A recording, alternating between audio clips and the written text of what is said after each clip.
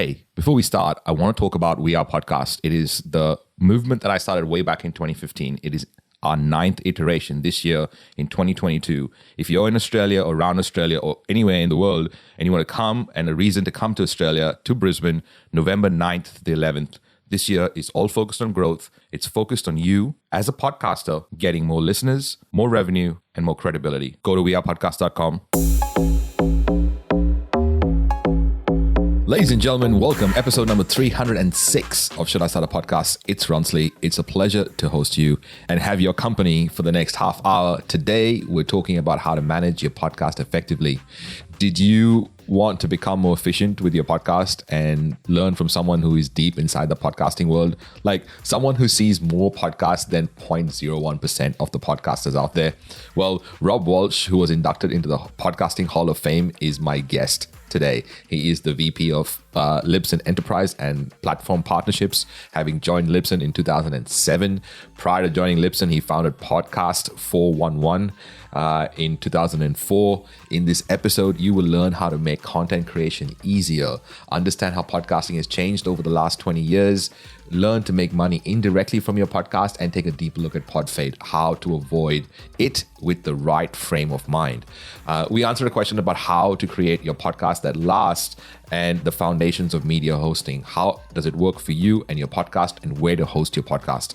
We talked in depth about how to manage your podcast and all the spinning plates that come with doing just that. All this and more on this week's episode of Should I Start a Podcast? And make sure you listen all the way to the end, because I'll break down this episode to give you 3 small steps that you can execute right now to help you take this listening experience into an execution experience.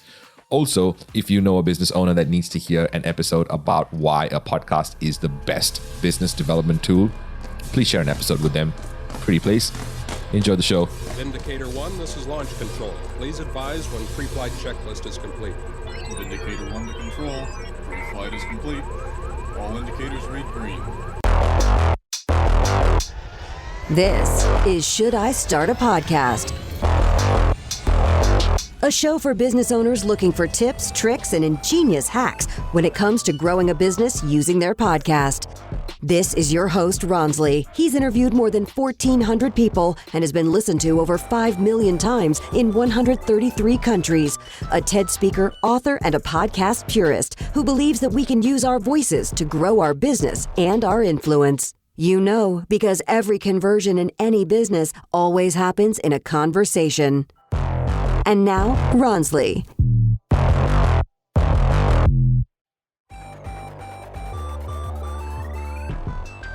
Hey everyone, welcome to another episode of Podcasting for Business. Today's show is going to be amazingly cool because I have a podcast Hall of Famer in the house, and we're going to be chatting about all the different things that podcasting has done over the last 18, 20 years, which I'm super excited about.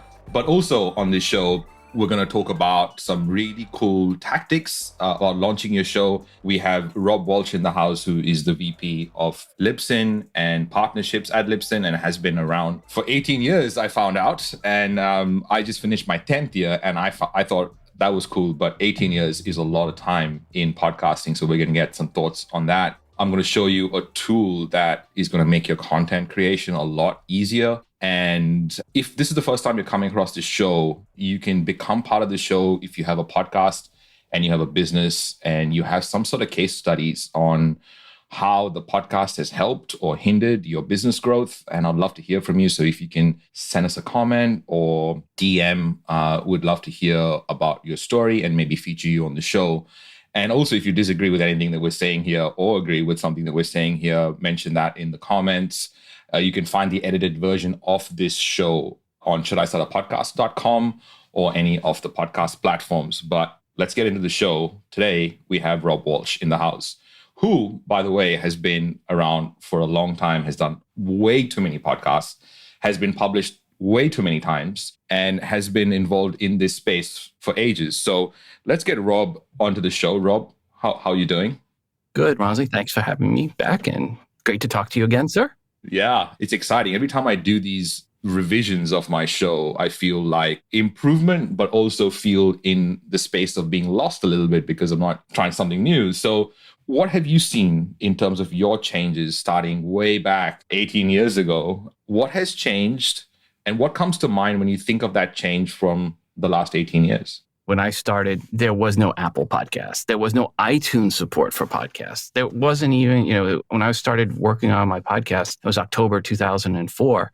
Libsyn hadn't even launched yet. Libsyn didn't launch for another month. So there was no clear, easy way to podcast. There was no tutorials. The only article out there was one from Engadget, which came out in the beginning of October 2004. And literally it said, if you want a podcast, just take this enclosure tag and put it in your RSS feed and you're a podcaster. And I was like, what did they just say? So I think what really has changed is the amount of information. Nobody knew what a podcast was either. Over the years, it's gone from, let me explain what a podcast is, to, have you heard about a podcast? Or maybe you've heard of podcasting, to, what podcast do you listen to? Right. So now I don't even ask people if they know what a podcast is. I say, what are some of the podcasts you listen to? And everybody pretty much I've asked in the last year or two has something they said they listen to. So I think that's really where it's changed most. It feels like over COVID, more people have started to listen to podcasts and it's become more and more popular. Is that what you've noticed? Or is it just me being really excited about the fact that I've been trying to get people into podcasting for the last 10 years? No, COVID definitely brought about more people listening to podcasts. Now, it initially brought a bunch of people into podcasting to do a podcast who then quickly left the space because they go, wow, this is tougher than I thought. And they did 1 or 2 or 5 episodes and were gone. Some made it even 50 episodes, made it a year. We saw a big drop off a year after COVID initially launched or initially rolled out, like March, April of 2020. We saw a big uptick of people starting to podcast because all of a sudden they had free time, 4, 5, 10 hours extra a week. A year later, we saw a bunch drop off. They got a year in. They said, I'm not making any money. I'm going to quit. Sometimes that's not the right way to look at it. It's not just making money directly. Sometimes it's indirectly from your podcast. So let's talk about that because PodFade is obviously a real thing. I mean, we all have been through it in some form, whether it's the lack of bringing money in or the lack of seeing opportunities as a result of putting all this effort, or it's the lack of maybe having creativity to come up with the next piece of content. This PodFade seems to be around, and especially for new podcasters getting into the space. What kind of leads to that point of PodFade? How can we kind of set ourselves up to not get there? Or how can we start off with someone who's just starting off and kind of going, well, I definitely don't want to stop after 6 or 7 episodes. I want to keep going. I want to go further than 50 episodes. How do we start with the right frame of mind and the right sort of motivation to keep this going? Some people will come to me and they'll say, hey, what is a hot topic? What are the people listening to? Those people aren't going to make it 10 episodes because they don't realize how much hard work it is. And now you're going to have to do this work for this topic each week that you're not passionate about. I was doing Today in iOS every week. When I was releasing that every week, I would script out my episodes. I was doing 8,000 to 10,000 words a week for my script. If I said to you, hey, you have to write an 8,000 to 10,000 page report every week, you'd be like, oh. And now on top of that, you have to read what you wrote. You've got to edit that. You've got to get it right. And you got to get it out. And it's on a topic that you're not really passionate about, but someone else might be. And there's no guarantee you're going to get any audience. Why do these people PodFade before 10 episodes? I can't imagine. The first thing you can do to keep from PodFading is say, what do I want to listen to? What are the podcasts that interest me? What would I want to hear? Forget what other people are thinking. If you like something, you can find a group of people that are going to like it as well. So you might as well go with something you like. And then start there and do something you even maybe have an inside knowledge base on. And then after that, set your expectations correct. And another reason people PodFade is they look at their numbers, right? That's the ones that PodFade at 50 episodes a lot of times. And they look at their numbers and they go, oh, I've been doing this a year and I got 600 listeners to my podcast. And, I just can't get above 600. I'm like, but your podcast is on pneumatic valves. How many did you think you were going to get? If you were to go to a conference and you had 600 people in your room that you're speaking to, would you consider that a successful conference, a visit? Yeah, you'd probably spend a couple $1,000s to fly to that event, to get there, stay at a nice hotel, and do a speech to 600 people. Now you're doing it every week to 600 people, every week from your house. You didn't have to travel. And when people look at it from that perspective, it tends to bring things back into reality. Hey, I'm actually doing okay. So that perspective is really important because, one of the things that I do say to when I'm presenting, because I get this question a lot and I'm really keen to get your thoughts on it, because what I get a lot is, isn't podcasting saturated? And I'd love to get your thoughts on that first before I tell you what I kind of come back with on that question. That number, that saturated number, comes from these BS numbers they are put out. Like Spotify just said they have 4.4 million podcasts, and Podcast Index says it has 4 million, and Apple Podcasts says it has 2.4 million podcasts. But that's just RSS feeds that are working. Doesn't mean they're actually releasing content. If you actually look at the shows that are releasing content, that number, 2.4 million in Apple Podcast, that drops down to about 473,000 that have released a new episode in the last 90 days. Now, here's what's really interesting. You take that number that's released an episode in the last 90 days, and then you go over to Podcast Index, which has another 1.6 million shows, and their number of active podcasts is 1,000 more. So 1.6 million podcasts additional in the Podcast Index really only equate to 1,000 more podcasts that are releasing content in the last 90 days. There's less than 500,000 active podcasts that have released content in the last 90 days. And if you take it one step further and you go to how many have 10 episodes or more, so real active podcasts, releasing content and have actual content in their feed, not just, hey, is this mic working? Hello, hey, mom, I'm a podcaster, right? Beyond that, actual really releasing content, the number drops down to about 380,000. And here's what's really interesting. That number is almost identical to where it was on January 1st, 2021. In 18 plus months, the number of active podcasts with 10 or more episodes has not changed. So no, the podcasting space isn't saturated. It's a smaller number than people think. And when you compare that 400,000 to the 750 million blogs in the world, it's a really tiny number. Let's talk about media hosts, because obviously the main thing that a podcaster needs to start off is a media host. And there's a lot of questions around what media hosts to start off with. I have exclusively used Libsyn for the last 10 years, which is crazy. And I feel like some of the questions that come my way, I'm not in a position to answer because I haven't checked out Buzzsprout or Anchor for that matter, or any other one. So I'm feel like not in a position to kind of answer any of these questions when they kind of say things like, what is the interface like? Is it better to use Buzzsprout over the other ones? Let's talk about media hosting, the advantages, the disadvantages. When someone's starting a podcast, how do they need to look at it? And why is Libsyn in a better place to help them as opposed to the other ones? We have been around the longest. So, there's the longevity. If you host with us, you don't have to worry about moving your podcast. You don't have to worry about getting charged more if you're on Libsyn.com because your podcast got popular. Some other services, you have to look into the terms of service and find out, if my show gets popular, I'm going to get charged more. Oh, that's not the case with Libsyn. We're not going to charge you more. We want you to be successful. We're not going to penalize you for it. Then the other thing is, if you want to make money, if you do want to monetize, we have the tools to help you monetize. We've bought AdvertiseCast. We acquired Podcast Ad Reps. We've got a couple other acquisitions working that we'll announce soon around the advertising sales side of things, just to help you monetize your show. And then we've got My Libsyn and Glow.fm on the premium side to help you monetize that way. If you want to get a smartphone app for your podcast, you're not going to get that from other places. You get your own smartphone app with Libsyn.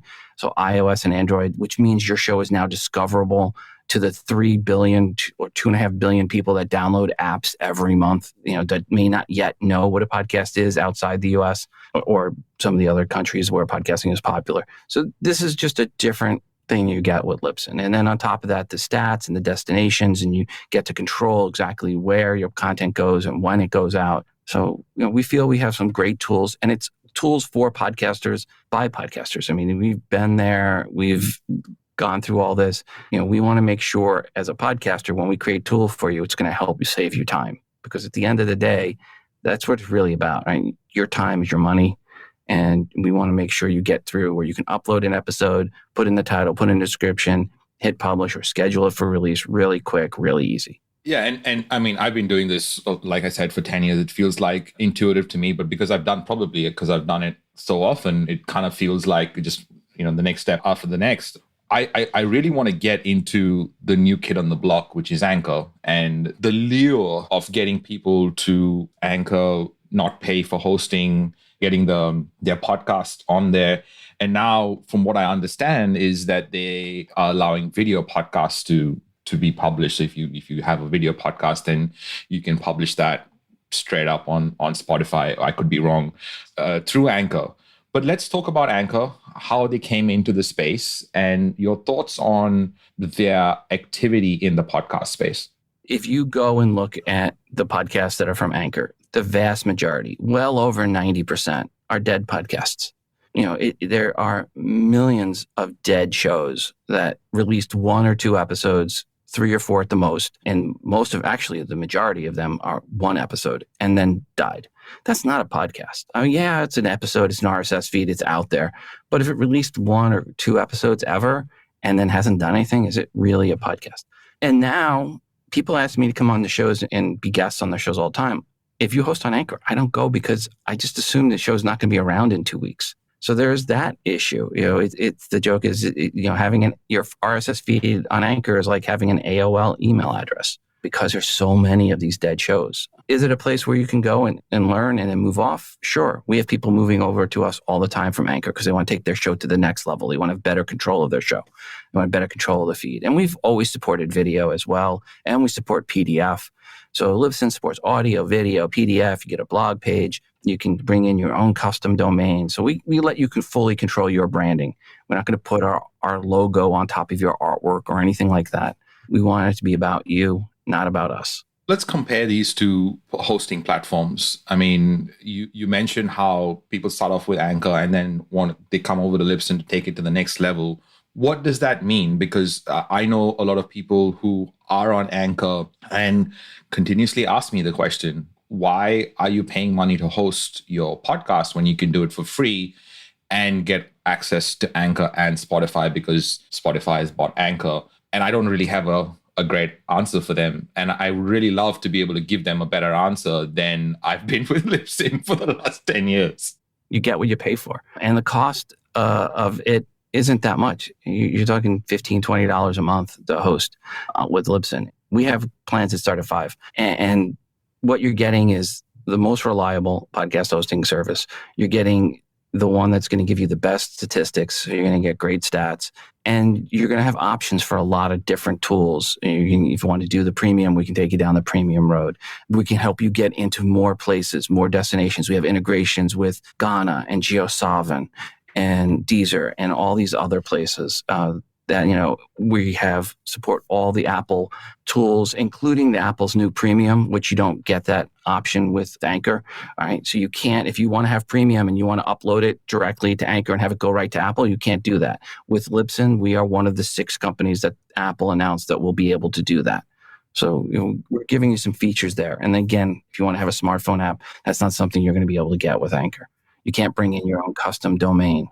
Those are different things that you can't do. The prepends, if you want to bring in a prepend or a prefix in the front of your like a PodTrack or a Blueberry prefix, those aren't supported over there either at Anchor. With Anchor, there was I don't know whether it was a myth, but there was a rumor going around about how Anchor actually, you don't own your content on Anchor. Is that true? In the original terms of service that Anchor released, they were horrendous and horrible, and they got called out for it, and there was articles about it. And the terms of service basically said that Anchor was free to do anything they wanted with your content, share it with anyone they wanted, transfer it to anyone they wanted.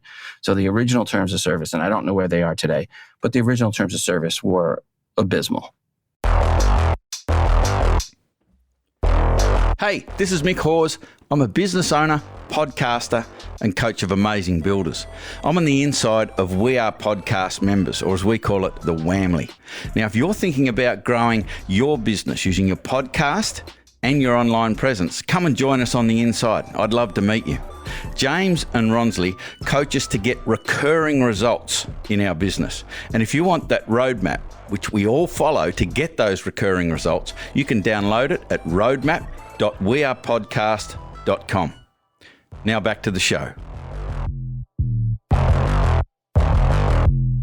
That was what I used to say, and now apparently that is, from what I understand from the people that are on Anchor, are like, oh no, that's not a thing anymore. And I said, okay, well, let me get someone on the show that can actually explain the big difference, because I feel like, first of all, podcasting, to someone that's just getting into it, there's a lot of spinning plates, right? That's why people fade quite often. They kind of get into it and realize there's way too much work.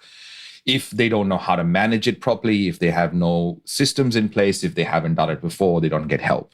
With media hosting, it's almost like people either get stuck in making the decision as to which one to choose, or they pick one that they want to change later. And from what I understand, your stats don't get moved over. For example, I could be entirely wrong on that, because when we started We Are Podcast in 2015, Audio Boom was our sponsor, and they had given us hosting, which, should I start a podcast, was hosted on that site first. And then I moved over to Libsyn maybe a year in, after 500,000-ish downloads.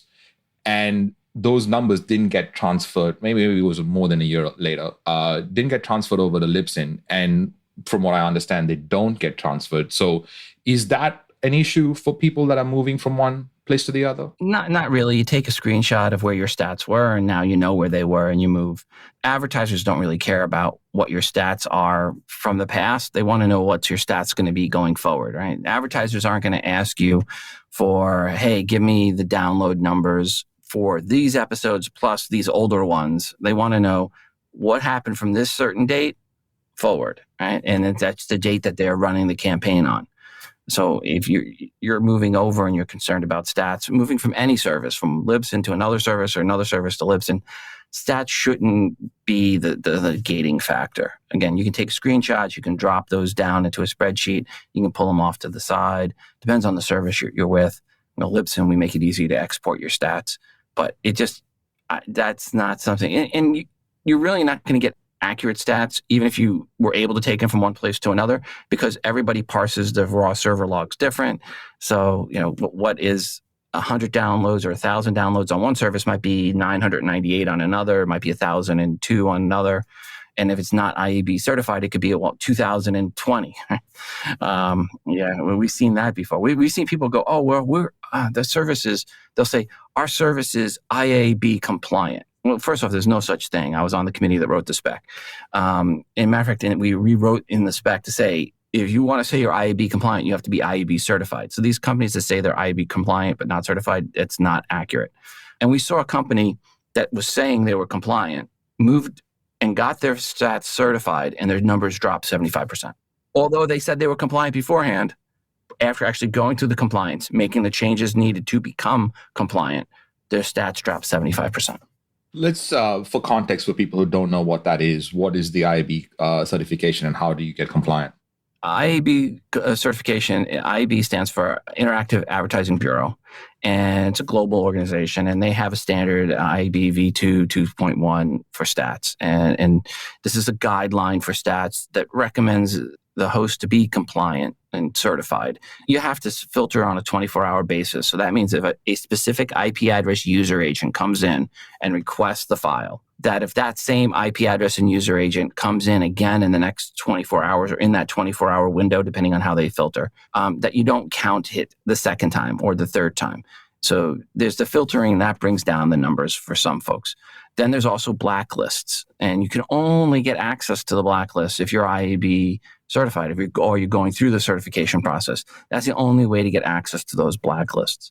I want to get into new podcasters getting into podcasting, especially if they're doing it for a business? Because, I mean, you can start a podcast about knitting and just do it and feel fine doing it. But if you're doing it for a reason to grow your business, then there's a different way to look at starting a podcast. I'd love to know what, in your opinion, from seeing this so often and being in the space for 18 years, what is the psychology of a new podcaster getting into podcasting without having the experience, I suppose? Like what sort of assumptions do they make? And then with those assumptions, what kind of roadblocks do they land up coming up against? When I see new businesses that are coming in, starting a podcast, they often are worried about the wrong thing. And the wrong thing is worrying about the sound. Now, I'm not saying don't worry about sound. Sound is important. But if you're concerned about the sound, you're probably not concerned about the content. And the content is the right thing. So make sure you work out the sound recording before you ever release your first episode. By the time you go to release your first episode, you should not be worried about the sound. That should have been something you worked out long ago. Do test recordings, do whatever you have to do. So that first episode comes out, you shouldn't be at all concerned about the sound quality. That should be something that's taken care of. Now you should only be concerned about the content. Yeah. Let's talk about value for a second, because I think we as business owners might get that value part messed up a little bit, because we're like, oh, I want to help everyone, so they need to know about my services. But let's talk about value in terms of a podcast and building value for a listener. How is that different? Building value for a listener comes down to this. They have so much time in the day, and you have to convince them, you have to give them information in that time that you're releasing the episode that they feel it was worth it, that they found value in that. The question is, how long should the episodes be? That's the other big question people ask. And what we found is longer shows do better. But don't make a show longer just to be longer. You still want to have, if you have 35 minutes of content, you do a 35-minute episode. You have 50 minutes of content, you do a 50-minute episode. You can vary length of episodes. But what people want to know is if they spend 50 minutes with you, it was worth it to them. The return on that 50 minutes, they got 50 minutes worth of value, right? Content, knowledge, entertainment. It helped them go through the day. Now, hopefully you can mix knowledge and entertainment. You can make your show not just pure data drop, right? It's information plus entertainment. And that's the hard part, right? Those are the successful, really successful shows, the ones that get both entertainment and education. I think that comes with time, especially by interacting with your audience and the ones that listen, getting them to give you ideas on how to improve your show and get more interaction from the people that you're, already connecting with. I want to talk about a mistake that has happened to me a couple of times, luckily not many. And I wonder whether it's ever happened to you or you've seen this happen. And that is losing your recording after you finish recording. Do you have a story on? Oh, I mean, everybody you talk to that's done enough interviews will give you the story about the time they lost this interview, or they, there was a call service one time that you would hit *5 and it would say recording started, and then you'd hit *5, recording stopped. And I did an interview with someone and I hit *5 and it goes recording started. I was like, oh, that's not good. And what happens? Like, what is the best way for someone to not make that mistake? I mean, is it a checklist? Is it having a backup recording service? If you can do a backup, I mean, there's been times we do it now. LC Escobar and myself, we do our recording for the feed, and we always have a backup. We have two ways of recording. We have the service we're using to record, and then we each on our own computer have this backup that we're doing a secondary backup. It's just, we don't want to have to repeat that hour. Yeah. Before we wind up, where can people find you and how can people be in touch with your work? That easiest way is just email me, rob@libsyn.com if you want to get a hold of me. Or you can listen to me every other week on the feed.libsyn.com. You can find us there. Yeah. And it's a great podcast, especially for podcasters. So go check out the feed. Rob, this has been amazing. Thank you for your time. Thank you for everything you do in the podcast world. I would have not been a podcaster if not for the work that you laid out. And I want to continuously give the people that have come way before me, what I call the Mount Rushmore faces of podcasting, the credit, because if not for the work that y'all put in when podcasting wasn't popular, none of us could have built on that. So thank you. And ladies and gentlemen, if you're joining us and you want an edited version of this interview, you'll find it on shouldistartapodcast.com or any of the favorite podcast players that you have. But until next time, I'll catch you soon. Thank you, Rob. Talk soon. Ronsley, thank you. How much of knowledge did Rob just drop? After you listen to this episode, here are 3 small steps that will help you manage your podcast more effectively. Number 1, create your podcast on what you're passionate about and not what is popular. Making sure you're not going with the tide and seeing what's around to kind of create the next big thing because that is the popular topic, because then you will run out of things to do over time. The key is to create something around your passion, something that will not run out of steam and you're enthusiastic about. Number 2, rethink success. It's not really about the downloads because there are other ways to see a podcast as a business development, like I talk about on the show a lot, as a distribution tool, as a credibility tool, as a reps tool, as a tool to express yourself. And all that gives you a whole bunch of things, including energy that we don't really think about when it comes to us as a business owner. We just kind of think about downloads and the normal metrics that people talk about. Number 3, well, I say it's not about downloads, it's actually also about downloads. So getting new listeners is key. Number 3 is making sure that you have a regular calendar appointment for yourself to actively strategize and go out and get new listeners.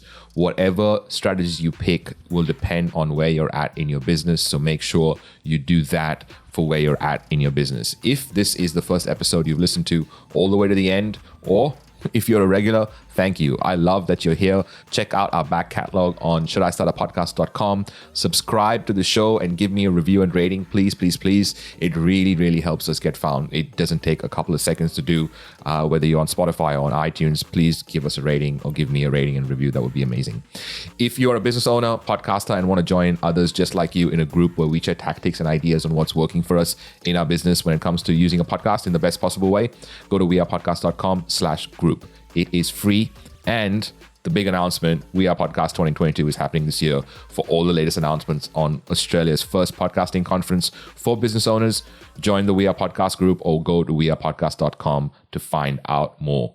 Stay tuned next week where we are going to cover using your podcast to discuss the taboo and uncomfortable topics with the amazing Dr. Sherry Walling.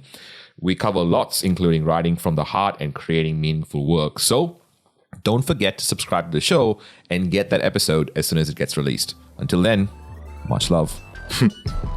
All right. So you still till the end. You found this useful and you have a business or you have a podcast and a business and you kind of want to make it work for you and grow your business using this podcast. Well, you know what? That's something that I have helped thousands of people do and thousands of businesses do in different forms, through an agency in a one-on-one fashion, through a conference, in a group, and obviously in courses and stuff. So please, I want to be able to give you something that you can use to get recurring results in your business using a podcast. We call it the Recurring Results Roadmap. It is years of putting this in practice. It is the blueprint to get results and recurring results using a podcast. If you'd like that, send me a message, ronsley@gmail.com. I want to hear from you. I want to hear your voice or want to hear from you. So if you've listened to this and you want that roadmap, please send me an email, ronsley@gmail.com. I want to hear from you. Much love. I'll see you in the next episode.